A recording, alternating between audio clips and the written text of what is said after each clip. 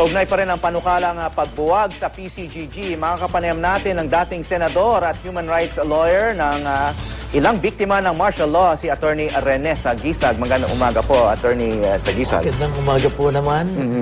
Para ipaalala lang sa mga manonood, no? Kasama kayo sa administrasyon ni Pangulong Cory Aquino, ang unang Aquino administration, at nandun kayo.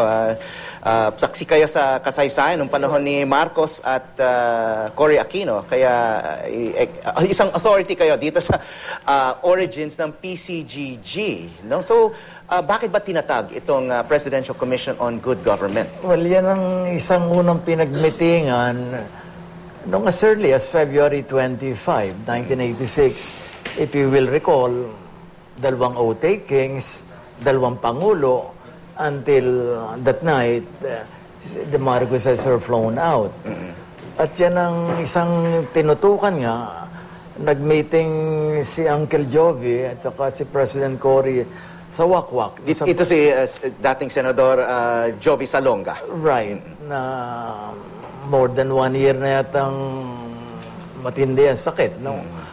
And yan ang parang number 1 yata yan sa issuances ni Pangulong Cory. And it was a good group, in my view. Senator Ramon Diaz, etc. So this was EO1, Executive Order number 1. Yan ang pagkatanda ko. So parang naging priority talaga yung PCGG ng, or one of the first tasks at hand, no, ng Administrasyong Cory Aquino. Na-introduce sa bokabularyo natin, kleptocracy.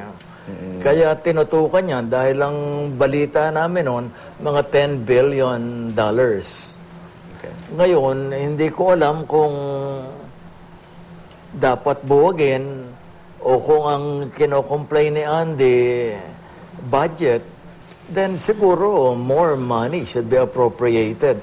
Dahil to me, moving from a specialized, focused body to one with a more general jurisdiction may or may not be the way to go out of prudential considerations. Kaya yan, the devil may be in the details. Kaya, to me, dapat sigurong palakasin ang PCGG, let Andy focus on administration, policy, and get someone like Frank Chavez to be the litigator. Dahil yun kasama namin nung umiiral pang walang habag na batas militar So, ang sinasabi nyo, yung DOJ, masyado ng maraming iba pang ginagawa. Hindi lang so, ipapasa sa kanila yung well, not only the DOJ. Dahil the DOJ saddled with so much work, sila nagpapay lang ng kaso. Pero yung judiciary natin, grabe. Lenny Villa killed February 11, 1991. Where is the case? It's still pending in the Supreme Court. Ano naman nangyayari sa Supreme Court? Ayun, nagkakaroon ng, nagbabanatan si Maida sa Chief Justice, binabanatan judicial affidavit, wala nang ginagawa kundi mag-away sa halip na gawin. Isa lang naman ang duty ng Supreme Court to decide cases. Okay, so this was a priority nung panahon ni Pangulong Cory Aquino. 27 years later, wala pang closure itong issue ng hidden wealth, ill-gotten wealth. Bakit ang tagal-tagal na wala pang closure? Hindi pa tapos ang misyon ng PCGG. Yung mga kwento nga doon, yung mga fiscal agents daw, kaya naging tawag nung araw, galing kay Uncle Joe Vito, PCGG, puro chicks gabi-gabi. So, it was not really up to the job, no? Panahon pa to ni Pangulong Cory Aquino na nag-umpisa itong... Yan ang kwentuhan na... So, ironic yung po ito. Fiscal agents, talagang yung nadambong ni Marcoses, dinambong naman yata ng ilang mga fiscal agents. Baka yan ang mas malaking problema, yung ahensya na dapat maghabol dyan sa hidden wealth. Sila mismo nangungurakot. Get better people. Dahil whether you put it in the DOJ or ex-agency, it's a choice of people na who can make a difference. Kaya lang, yun nga, talagang we have to show moral stamina. Ano? Dahil, pero tayo, too forgiving. Yung mga Hapon, 1950 pa lang, okay na. Hanggang ngayon, galit pa ang Koreano, galit pa ang China. So we have to have moral stamina. And that has not been shown. Dahil dito, halimbawa, noong July 2003, sabi ng Korte Suprema, close to 700 million US dollars turned over to the Treasury. Pero bakit hindi dinirect na prosecutin yung ill-gotteners?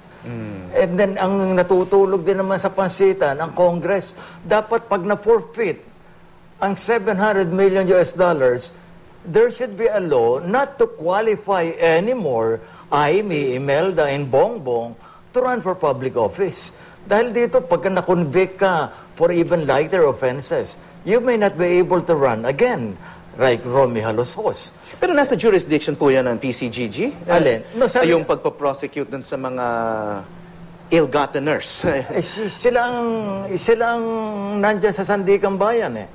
Talagang trabaho yan. Focused, specialized body yan.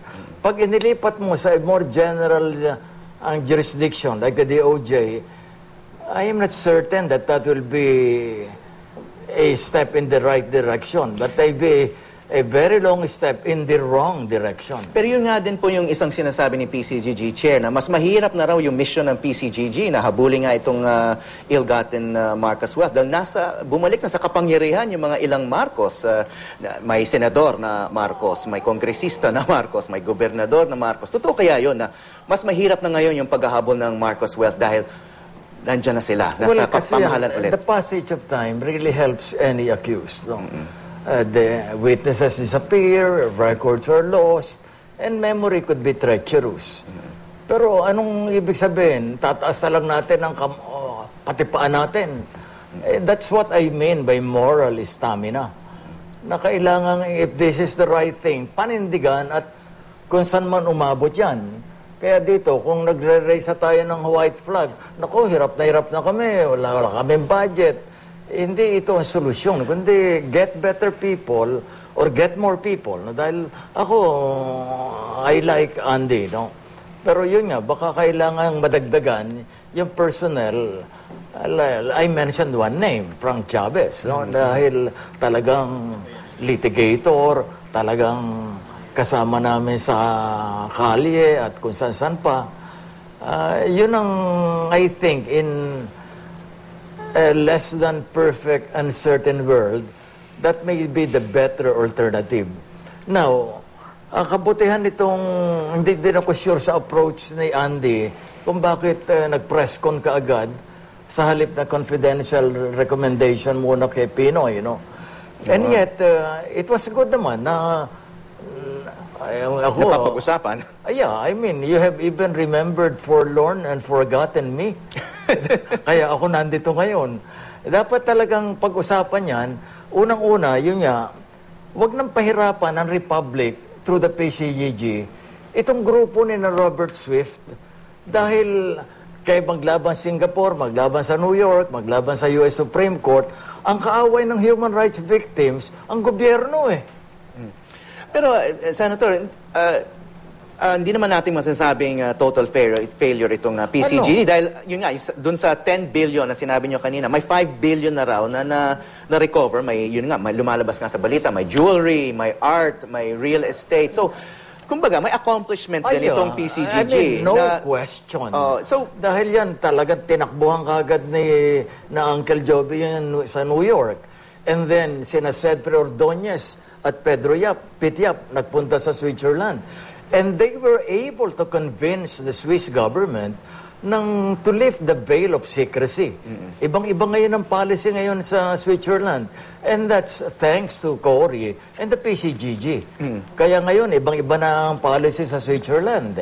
Well, so couldn't we say na the PCGG has already done a lot and it's time to move on. Na-recover na rin itong 5 billion. May mga properties, nagawa na rin itong mga sinasabi nyo. So, why not? Well, after 27 years, why can't we call it a day? No, I still feel that a specialized, focused body can do a better job. And then, yun nga, ako coming from the small human rights community, huwag naman kami pahirapan din ng PCGG at ng US government. Dahil doon sa ang kalaban namin doon sa attempts to recover part of the Marcos loot. Ang gobyerno natin eh. Kaya yan ang mga dapat reviewin. Kung ano dapat policy changes and administrative changes in the long and short run. But like I said, maganda man na idea, the devil could be in the details. So ang pananaw nyo, dapat ituloy ng PCGG yung kanyang mission hanggang ma-recover yung buong 10 billion. Hindi naman siguro, yung 10 billion, di ko alam kung sure yun. Pero Kasi may ako supposed naman, 5 billion na. Yeah, like I said, huwag naman kalimutan yung those who suffered in particularly intense ways during the Marcos regime. All of us were under collective duress. No? I mean, kami na Joker, na Jojo, na mga nakulong, for instance, na Tirga, sa Tranchon, they were shot at. But, and so I would like to believe na Andy could still be persuaded to be more sympathetic to the human rights victims. Otherwise, walang closure. At kung may ambisyon si... Sympathetic in terms of compensation to them or ituloy lang itong laban on their behalf? Well, sa Amerika, naging solusyon Clinton gave $20,000 each to each NISA victim plus a letter of apology. In Chile, in Argentina, magandang mga programa nila. Eh dito, niyuyurakan pa yung mga naghirap noong umiira lang, walang habag na batas militar So human rights victims from the Marcos era have not been given any part of this recovered hidden wealth? Nakumag lang, barya, dahil nakakuha ng 10 million sina Bob Swift, nakapamigay kami ng $1,000 each. Ano yun? Loose change talaga. Si Amy, sentenced to $4.5 million dahil natanong lang ni Archimedes Rahano na pikon.